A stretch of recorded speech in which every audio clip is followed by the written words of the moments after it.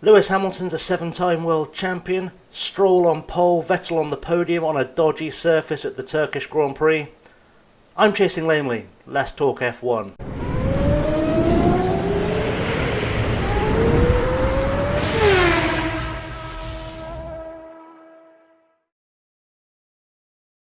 So before we get into talking about Lewis Hamilton's seventh world title, I think it's probably best to start with the first major talking point of the weekend was the track at Turkey. Now, before anyone gets loose on me in the comments, bagging on me for talking badly about the Turkish Grand Prix, I really like the track at Turkey. I really like the track at Istanbul Park.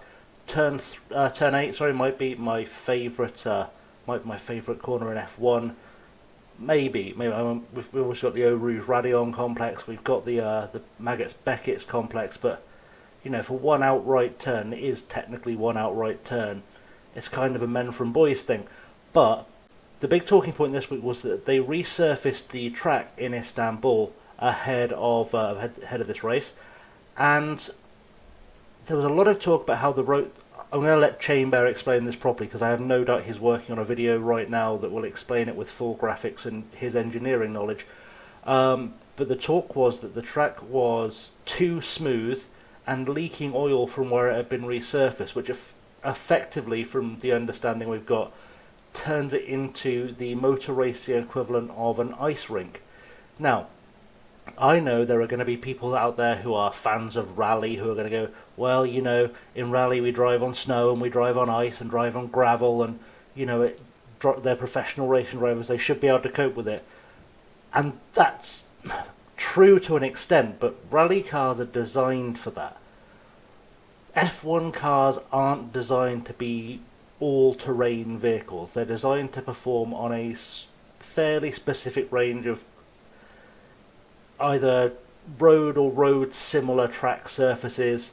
The tyres are designed for that purpose. They're not designed for this billiard ball smooth surface that they were racing on, which was just the first complication of the weekend. And also, if we're going to start comparing rally, bear in mind Kimi Raikkonen was struggling at one stage to deal with the surface on several occasions. Actually, he looked like he was either going to or did lose the car, and he's driven rally cars. It's not about driver talent. It's purely based on the design of the cars that this was an issue this weekend. But then when you add into the mix the rain, what we got was organised chaos. And let me know in the comments below if you agree with my sentiments on this. There were moments where I was sat wondering, while I watched it, if we should be racing in Istanbul at all on a track surface that bad, that looked that dangerous. I mean, without wishing to maybe go overboard, I did have moments where I was seeing cars go flying off in the rain in practice and in quali as well, where I did have little flashbacks to Jules Bianchi, and I started to wonder, are we doing the right thing? And of course, in qualifying we did see some red flags, but I did wonder if we should be running at all.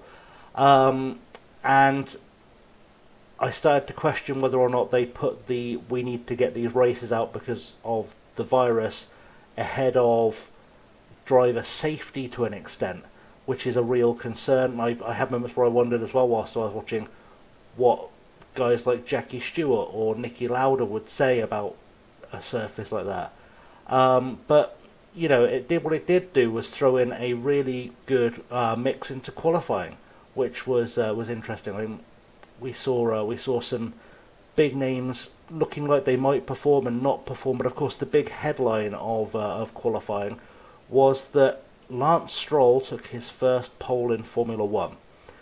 Now, yes, the track surface and the weather may have played a part, but let's not take this achievement away. I know one of the favourite things that Formula One fans like to discuss is Lance Stroll is only there because of Daddy's money. Lance Stroll was a very good driver in the Junior Formula. I'm not saying necessarily he showed potential to be one of the greats of all time, but he was a very competent, very successful driver in the Junior Formula on his way up. He is a good driver. He's a competent driver. He deserves to be at that level, and I don't think Lawrence Stroll is stupid enough to just put his son in a car because he's his son. I don't think he's going to take that risk with that much money, with that much machinery. He's not going to let his team get embarrassed if his son isn't good enough a driver to be up to the task.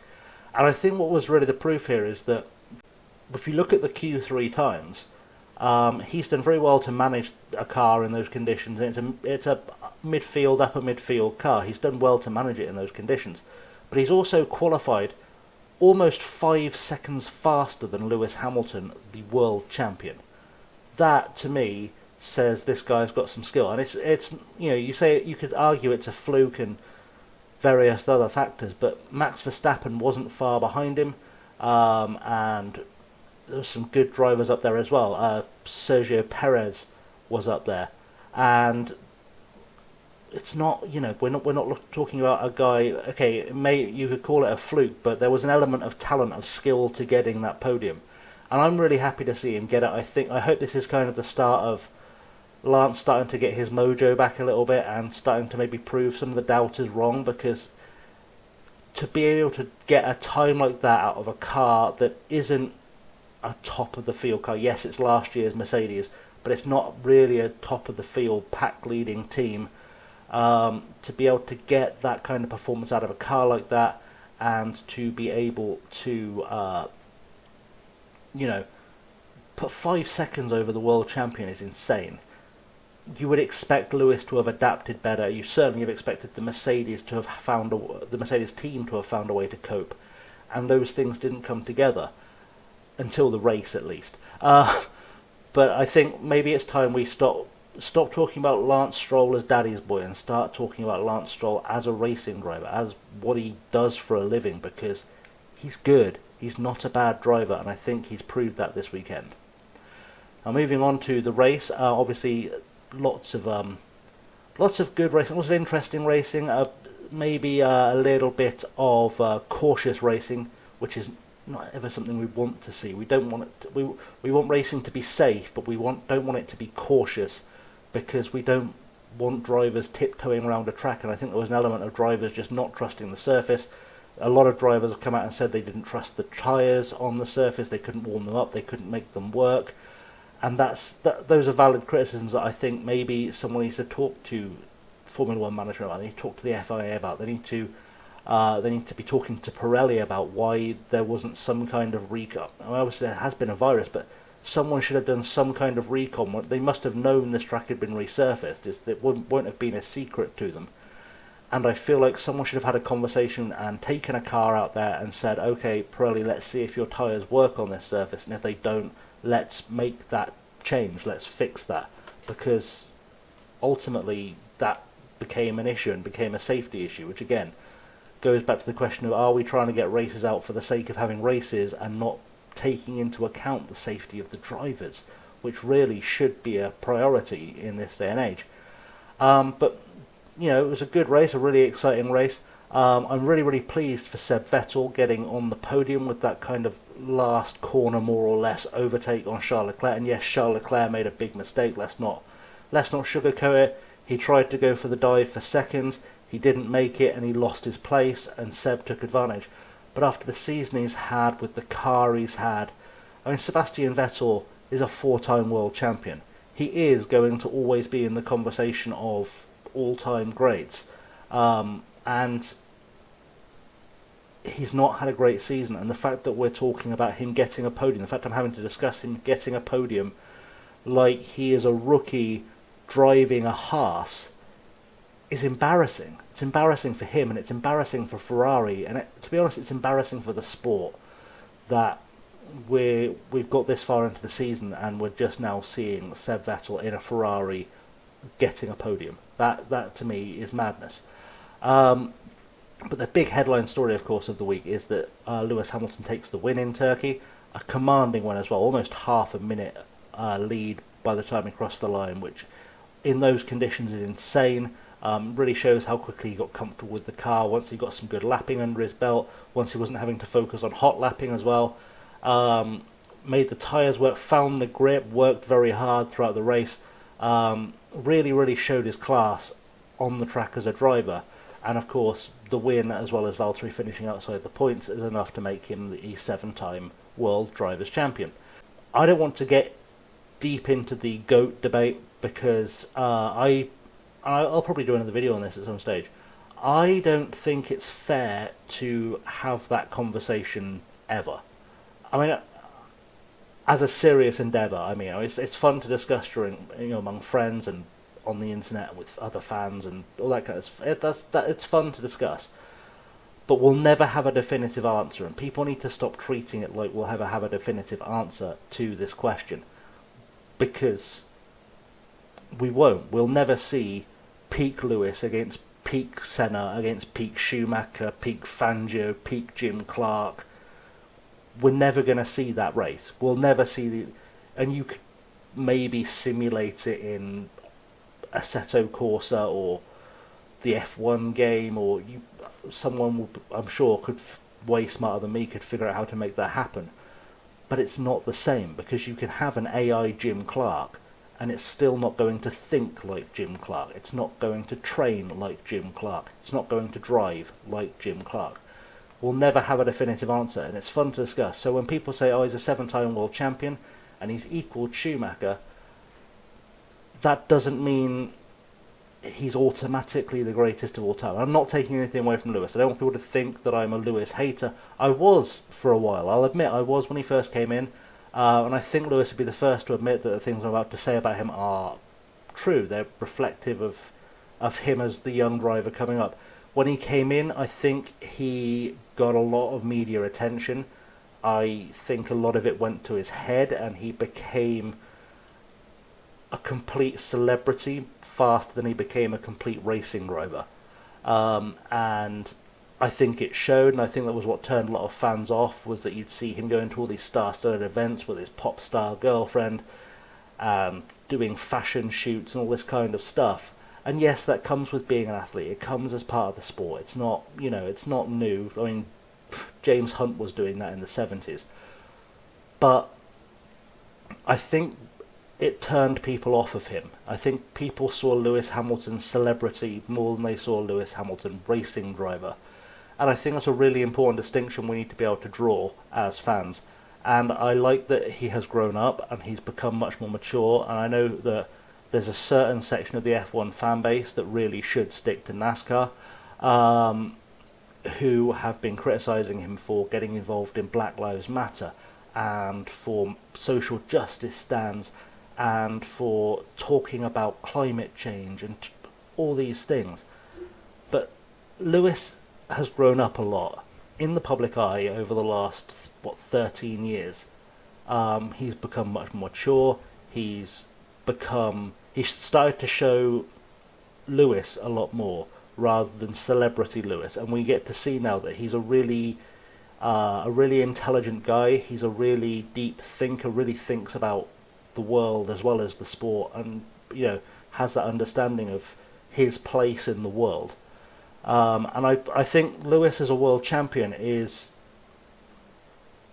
a really great ambassador for the sport, but also the way he behaved today, I think, spoke volumes about Lewis as a person and as a driver. The fact that even on his 7th world title, he still got emotional over the radio as he crossed the line.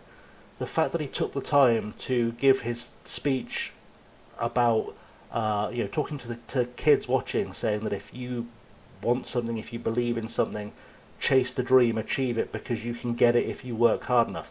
And I think that's something that people don't hear enough. Especially kids don't hear enough. There's so much pressure on kids to grow up and be responsible and do the adult thing way before they're done figuring out what they want to do with their lives. That I think hearing that from someone like Lewis is really, really powerful. And I was almost proud to hear him saying things like that today. I think it was an important message. I think it was an important message at the right time from the right guy. And there's still question marks about Lewis's future. There have been discussions that maybe he's contemplating retiring at the end of the season. I can go either way on this. I think maybe either he retires and focuses on other projects. He's obviously got his Extreme E thing. He wants to work on music as well. He's very passionate about music, and I think he wants to work on being a real force for change in the world. And I think I could see him retiring to focus on that at the end of the season. But also I think there's the argument that as a competitor, you have to carry on while you're still able, while you still have the car, while you're physically fit, because he's equal Schumacher.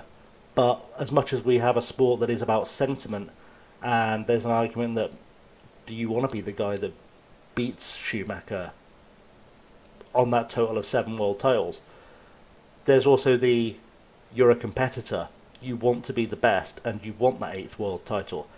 And I think if he carries on and he takes the 8th world title, I think the question really becomes, well, does he go for 10?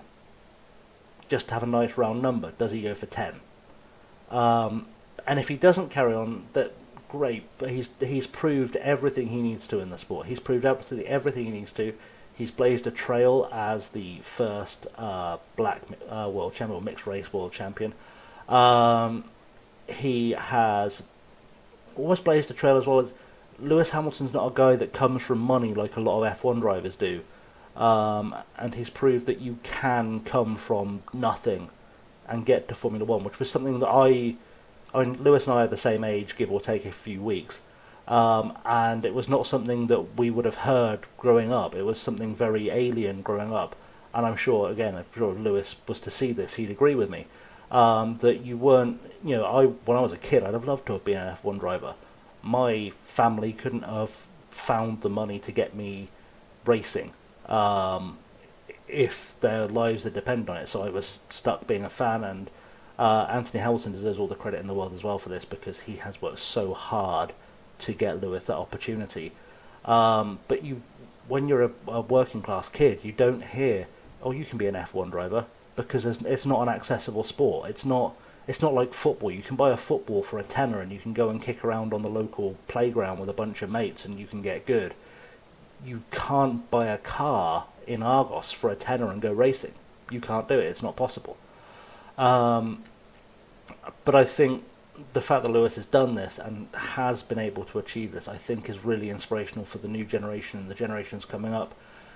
And I think with Chase Carey has said a few things this week about him being really passionate about promoting the inclusivity and diversity of racing, and they're bringing the W series in as a feeder series. And I think that's the next step now. Lewis has broken that 1-2 barriers of the council estate kid, the non-white driver winning a world champion, and now we start to ask the question of, well, when are we going to get a woman on the grid? When are we going to see a female world champion? And I'm going to do a video about that as well at some stage, because I want to talk about there are female drivers coming through who deserve a shot at F1, and we need to start finding a way to get them into the sport, and we're looking at how we do that. But for now, I'm going to wrap it up there, I think, because I don't want this video to go crazy epic long. But Lewis Hamilton, the headline is the 7-time world champion. He's equalled Michael Schumacher's record. Puts in an incredible performance every time this season. You can't fault him this season. World titles aren't won in a single race. World titles are won through hard graft and consistency and effort. And yes, you can go, oh, it's the car. We've all heard the it's the car argument. Great. But he's not going to win it in a Vauxhall Nova, is he? You have to have a car that can do the job. And the fact that there's 3 races left of the season, he's already beaten his teammate, and handily beaten his teammate, shows it's not just the car. It is talent. He has got what it takes. He is the real deal. So I'm going to wrap it up there. Like I said, let me know in the comments below any thoughts, anything you'd like to see me cover. This is quite a new thing I'm doing on the channel. I'm usually a gamer, a sports gamer, admittedly, and a sim racer, though I don't do much content. I should do more content on that. But I'm a gamer and a sports fan, and I want to do more talking about sports. So let me know what you think of the content. Any feedback would be appreciated. Please do hit the like and subscribe buttons, because it'd be really nice to keep you guys around, build an audience for this kind of thing, because I like talking about F1. I like thinking about F1. Also, if you check the description below, and you'll see all my socials are down there as well. But if you check the description below, you'll also see that I have a merch store where you can get your Real Men Don't Lift F1 t-shirts, and I highly recommend doing it, because real men don't lift. Um, and if you don't believe me, you load up that F1 game and you try taking Eau Rouge and Radio flat out. It takes some courage. Uh, anyway, guys, I'm gonna leave it there. Thank you very much for watching. I've been Chasing Lamely, and until next time, have a good one.